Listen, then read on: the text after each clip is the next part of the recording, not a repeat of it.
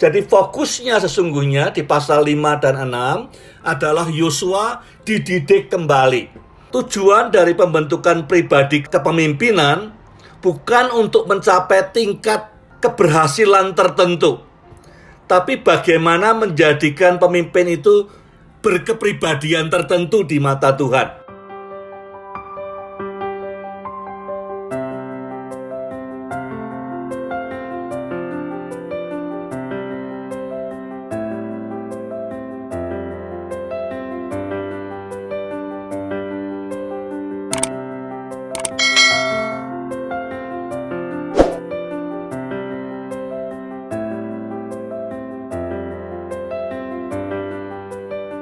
Jadi saya beri judul Yosua 5 dan 6 ini Leadership New Paradigm for the New Season. Paradigma kepemimpinan baru untuk musim yang baru.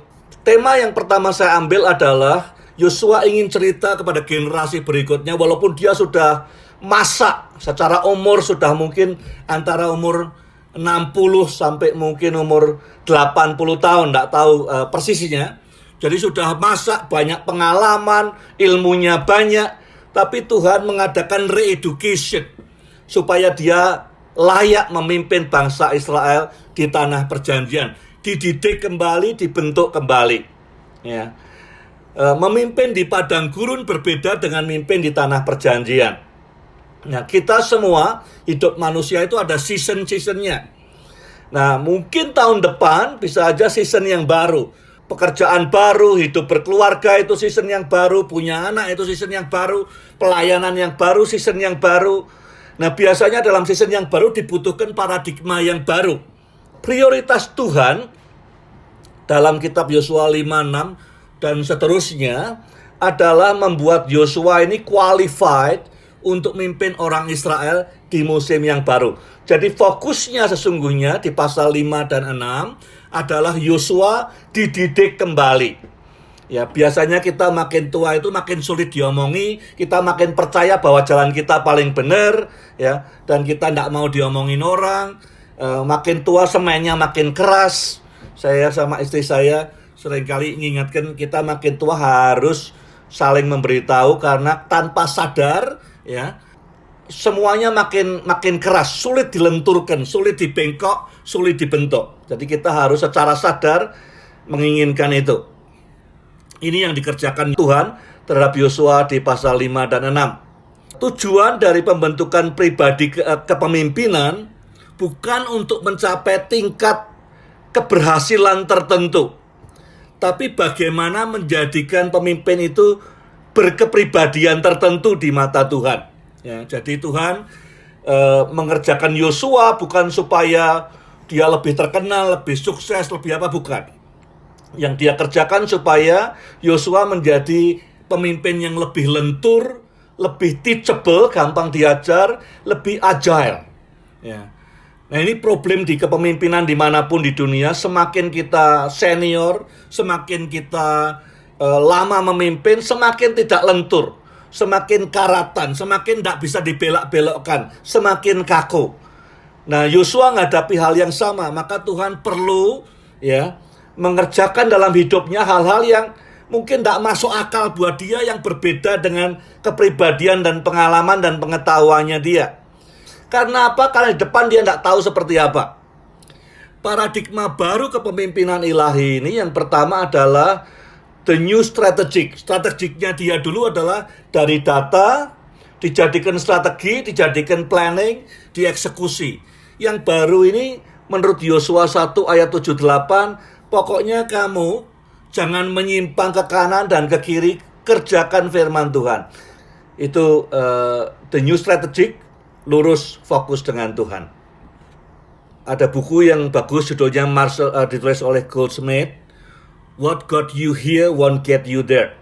Apa yang berhasil, ya, pengetahuan, koneksi, resources, pengalaman yang membawa saudara ke tingkat keberhasilanmu sampai hari ini, semua itu tidak akan mampu membawa saudara ke level berikutnya, ke season berikutnya. Dibutuhkan pembentukan ulang, reedukasi, pembelajaran lagi dalam hidup saudara.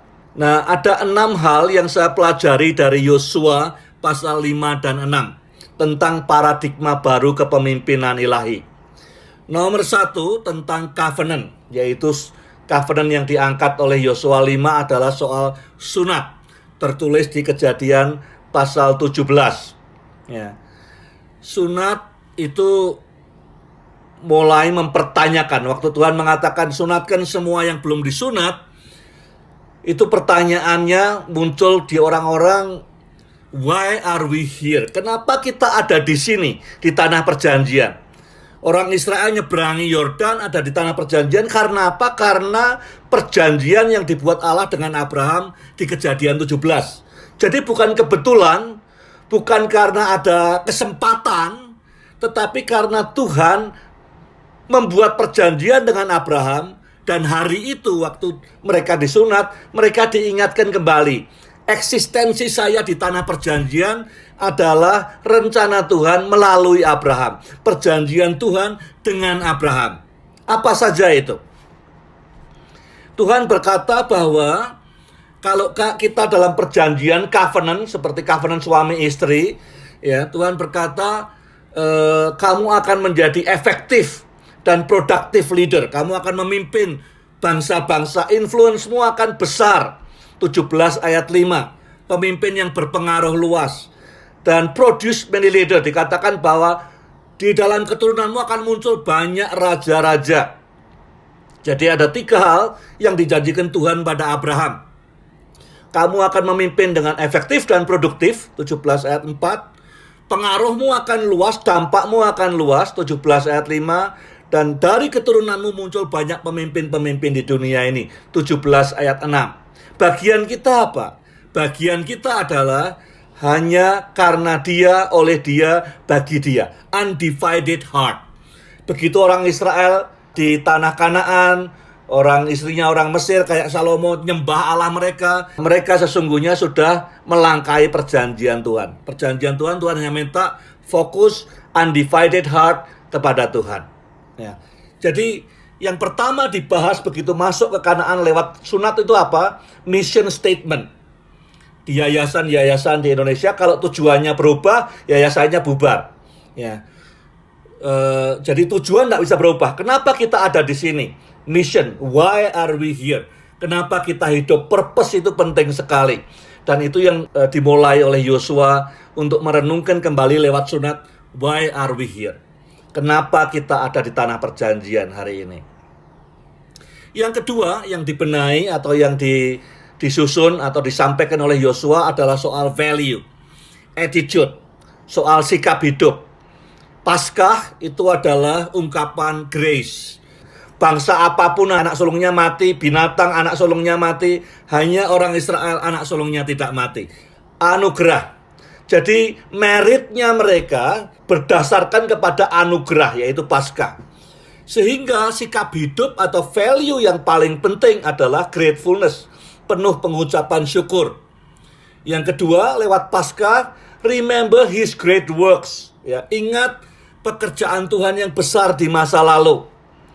Dan yang ketiga, restart, belajar dari kesalahan pendahulu. Kalau sudah pelajari di kitab Bilangan, kitab Keluaran, semua kesalahan Israel yang menyebabkan mereka kemudian dihukum Tuhan dan segala macam sampai tidak bisa masuk Kanaan adalah karena value ini. Ya. Orang yang tidak punya value gratefulness, mengucap syukur, biasanya merasa berhak, ya, nuntut sama Tuhan. Merasa deserve, saya pantas dapat ini. Akibatnya demanding. Dan yang lain lagi komplain. Karena merasa aku berhak dapat air. Aku berhak dapat daging. Aku berhak dapat steak. Aku berhak dapat segala macam. Jadi belajar kesalahan bapak-bapak kita di padang pasir yang mati semua. Karena value tidak dihidupi. Value yang berdasarkan kepada hidup kita ini adalah anugerah Tuhan. Yang ketiga, paradigma barunya adalah relationship. Ya. Sukses is always related to relationship. Yang pertama, waktu Yosua ketemu dengan panglima daripada bala tentara surga, dia bertanya, apakah engkau di pihak kami atau di pihak musuh? Orang ini yang menampakkan diri pada Yosua bilang, bukan keduanya. Tapi aku adalah panglima bala tentara surga. Artinya apa? Seringkali kita minta Tuhan menyelaraskan dirinya kepada perencana kita. Tuhan sertai rencanaku, Tuhan sertai pekerjaanku, Tuhan sertai pelayananku. Tapi orang ini bilang, no. I'm in charge. Kamu yang synchronize dengan saya. Yosua sudah punya rencana lengkap semua. Dia orang panglima, decorated general. Dia punya rencana yang matang betul untuk mengalahkan Yeriko. Sudah kelihatan, sudah dekat, tinggal menyerbu. Panglima kerajaan surga turun dan berkata, I'm now in charge. Saya yang mimpin, kamu synchronize dengan saya. Bukan saya synchronize dengan kamu. Jadi relationship dengan Tuhan setiap saat. Kalau sudah lihat di pasal 56, itu tuntunan Tuhan spesifik dari langkah ke langkah tiap belokan. Ya, Tuhan bilang buat peso. Tuhan bilang sunat, Tuhan bilang rayakan Paskah, Tuhan bilang begini. Jadi jangan menyimpang kanan, jangan menyimpang kiri. Andalkan komunikasi yang lancar dengan Tuhan. Ya, sinyal kita dengan Tuhan harus selalu kuat. Karena itu yang menjamin keberhasilan kita. Relationship dengan Tuhan itu adalah paradigma yang baru. Jangan jadikan pengalaman masa lalu dan pengetahuan sebagai andalan utama. Pengalaman penting enggak? Penting. Pengetahuan penting. Tapi begitu berhadapan dengan bala tentara surga, dia bilang, tanggalkan kasutmu. Nah, memang dalam konteks budaya, kita lihat bahkan sampai sekarang di gereja-gereja Korea, misalnya setelah khotbah di mimbar, naik mimbar lepas sepatunya. Karena ada rasa ini di tempat di mana hadirat Tuhan ada, di mana firman Tuhan disampaikan. Jadi melepas sandal secara budaya di banyak negara di timur merupakan rasa hormat, ya, karena sandal itu kotor dan segala macam. Tapi dalam konteks ini menurut saya apa yang saya pahami, orang ini atau penampakan Tuhan ini berkata kepada Yosua, tanggalkan sandalmu, sepatumu. Sandalnya Yosua itu sudah dipakai kemana-mana, menang perang, sukses sana, sukses sini. Tapi di depan kita ini beda. Ya. Season berikut ini beda. Tidak bisa mengandalkan semua kebanggaanmu, bintang jasamu di masa lalu. Tidak bisa mengandalkan pengalamanmu di masa lalu. Tanggalkan. Karena Tuhan akan menyediakan sandal yang baru. Tuhan akan menyediakan perlengkapan yang baru. Tuhan akan menyediakan tool yang baru. Untuk di depan yang kita tidak tahu. Jadi buat Yosua, Tuhan berkata, jangan andalkan pengalamanmu masa lalu. Jangan andalkan pengetahuanmu, tanda jasamu, koneksimu dan segala macam yang sudah kamu capai lewat sandalmu ini. 40 tahun, sukses terus. Tidak pernah kalah perang. Ya. Tapi jangan andalkan itu. Lepaskan supaya Tuhan bisa bebas bekerja dengan sandal yang baru, dengan tool yang baru, dengan perlengkapan yang baru. Nomor 4, paradigma yang baru adalah relevan. Ini soal leadership ya. Relevan. Jadi sekarang ini yang penting ya. Kalau dulu saya perhatikan waktu di pasal 2, orang-orang Yeriko gentar karena Tuhan 40 tahun lalu mengeringkan Laut Merah. Kini penduduk Kanaan di pasal 5 ayat 1 gentar bukan karena peristiwa Laut Merah yang 40 tahun yang lalu, tetapi peristiwa keringnya sungai Yordan yang terjadi 4 hari yang lalu. Ya, jadi relevan hari ini sungai Yordan kita lewat setiap hari. Itu yang kita lihat dikeringkan sama Tuhan 4 hari yang lalu demi Israel. Kini orang Israel terinspirasi bukan oleh penampakan Tuhan di semak belukar yang diterima oleh Musa 40 tahun yang lalu, tapi penampakan panglima bala tentara surga terhadap Yosua 4 jam yang lalu. Sangat relevan. Ini bukan cerita masa lalu yang dulu 40 tahun lalu, 30 tahun lalu. It's today.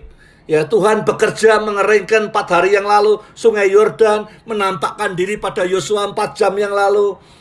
Dan cerita-cerita yang beredar di antara tim kita bukan sekedar cerita lama waktu tongkat Musa diangkat, ditopang Harun dan Hur, kita menang. Kalau tangannya capek kita kalah, itu cerita menarik.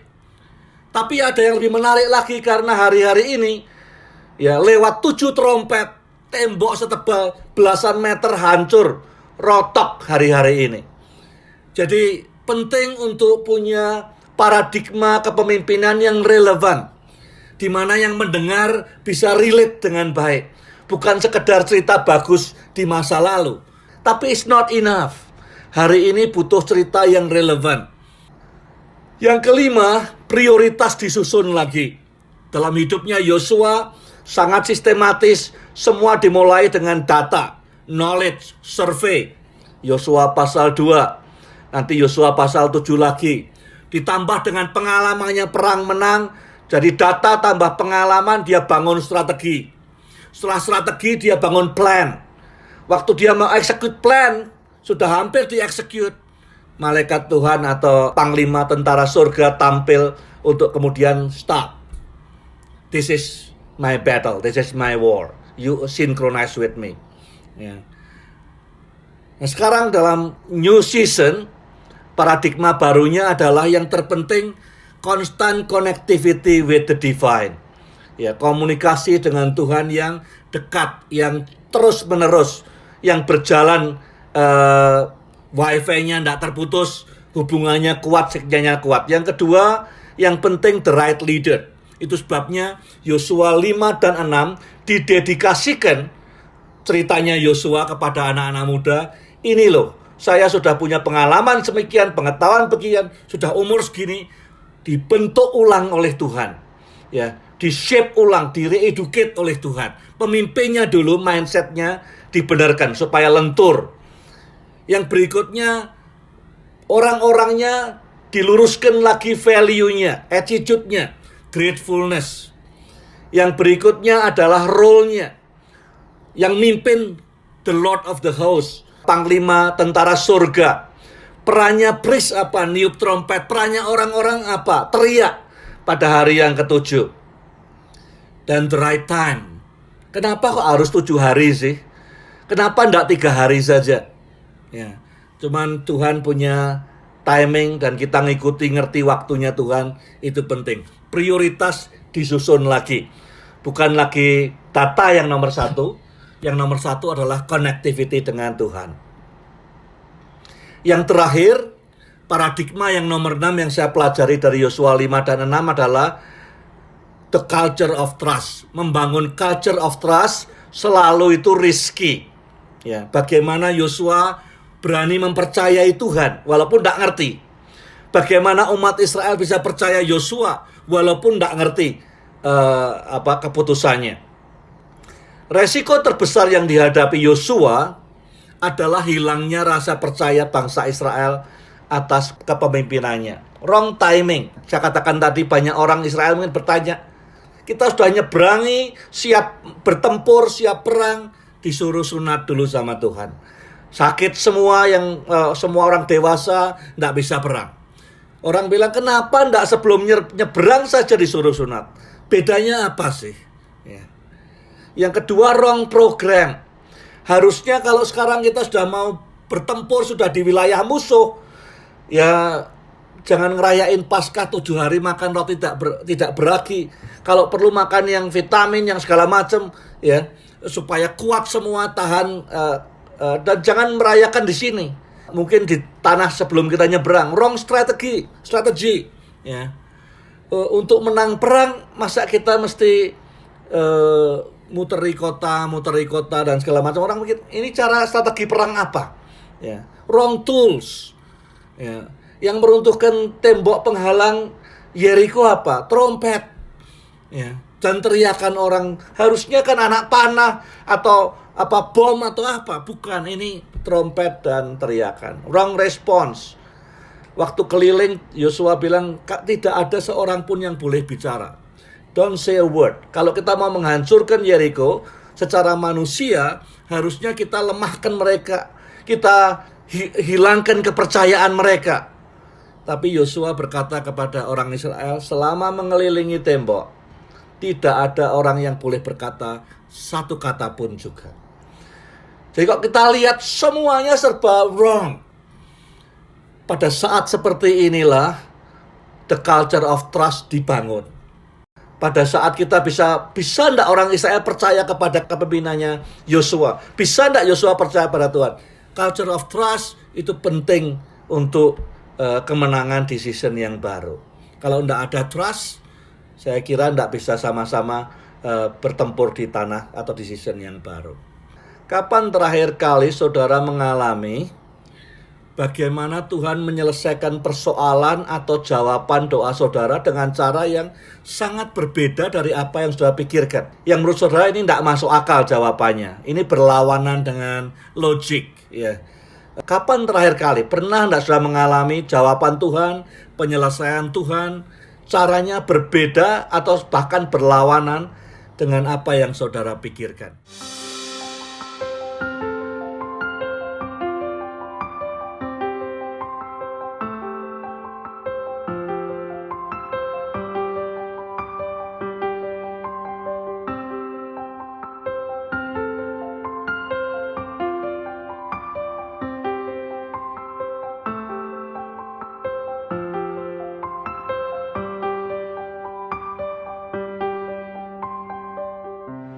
Pasal 5 ayat 1, reputasinya Tuhan yang dikerjakan di tengah umatnya membuat orang-orang di Yeriko semua tawar hati dan kehilangan semangat. Dalam Alkitab Indonesia dikatakan tawar hati dan kehilangan semangat. Jadi reputasi Tuhan di tengah umatnya membuat orang-orang di tanah Kanaan menjadi defensif, kita menjadi ofensif. Itu sebabnya mereka berani mengadakan sunat, Paskah, karena semua orang di Kanaan ketakutan dan defensif. Mereka hanya bereaksi saja. Pada saat musuh kita defensif, kita punya margin. Ya. Dan membuat kita ini tidak hanya reaktif tapi menjadi proaktif. Jadi reputasi yang kita bangun bersama Tuhan, ya, yaitu Tuhan yang bereputasi dalam kehidupan kita, itu membuat lawan kita, ya, iblis lawan kita atau problem atau challenge menjadi defensif. Kita menjadi ofensif, artinya kita proaktif, kita bergerak bersama Tuhan. Yang kedua, reputasi Tuhan di tengah umatnya memberikan rasa confident yang sehat. Ya, orang-orang makin gentar di tanah Kanaan. Ya, mereka tidak tergesa-gesa setelah nyeberangi sungai Yordan yang kering langsung gempur Yeriko. Bisa ngadakan sunat dulu, ya, bisa ngadakan Paskah dulu. Makin membuat musuhnya gemetar semua. Kok santai bener, kok tenang betul. Ya, confidence-nya luar biasa. Yang ketiga, reputasi Tuhan di tengah umatnya melepaskan bangsa Israel dari jebakan urgensi. Kita tidak punya reputasi karya Allah dalam kehidupan kita, kita selalu akan melihat pintu terbuka, kita masukin. Pintu terbuka, kita masukin. Kita pikir itu dari Tuhan. Belum tentu pintu terbuka itu jalan Tuhan. Ya, itu bisa jebakan. Jadi, seringkali kita kalau tidak punya confidence dengan reputasi Tuhan, maka kita selalu ada dijebak dalam urgensi. Urgensi itu lawannya important. Jadi kalau kita fokusnya ke urgensi terus, kita tidak mengerjakan yang important, yang penting buat kerajaan surga. Hanya ingin sudah selesai tugas A, tugas B, tugas C, tapi bukan yang paling penting. Tawar hati dan hilang semangat penduduk Yeriko itu kalah sebelum perang. Jadi kalau saudara masuki tahun 2021, tawar hati, takut, khawatir, dan tidak ada semangat, maka saudara kalah sebelum perang. Pada saat bangsa Kanaan dikuasai ketakutan, tawar hati, karena apa? Karena lupa the reason for their existence. Mereka tidak ingat lagi purpose hidupnya, tidak ingat lagi mission hidupnya. Pada saat bersamaan Yosua mengadakan sunat, mengingatkan kembali pada bangsa Israel, ini loh purpose hidup kita. Perjanjian Allah dengan Abraham, menjadi berkat buat bangsa-bangsa, menurunkan raja-raja di bumi. Jadi, mission yang jelas memunculkan passion yang kuat, menghadirkan pengharapan, semangat, dan tidak tawar hati. Jadi ujung-ujungnya awalnya harus jelas mission. Kenapa kita hidup di tahun 2021? Purpose apa? What's the reason behind it? Banyak orang nggak ngelewati 31 Desember, kita ngelewati tujuannya apa? Kita lihat bahwa caranya Tuhan menghancurkan Yeriko itu membuat sehingga tidak ada orang bisa membanggakan diri. Semuanya karyanya Tuhan, bukan Yosua, ya, bukan juga imam yang niup trompet, bukan juga orang Israel yang teriak pada harinya, tapi Tuhan yang merobohkan temboknya. Ya. Tembok yang begitu tebal bisa hancur karena Tuhan yang bertindak.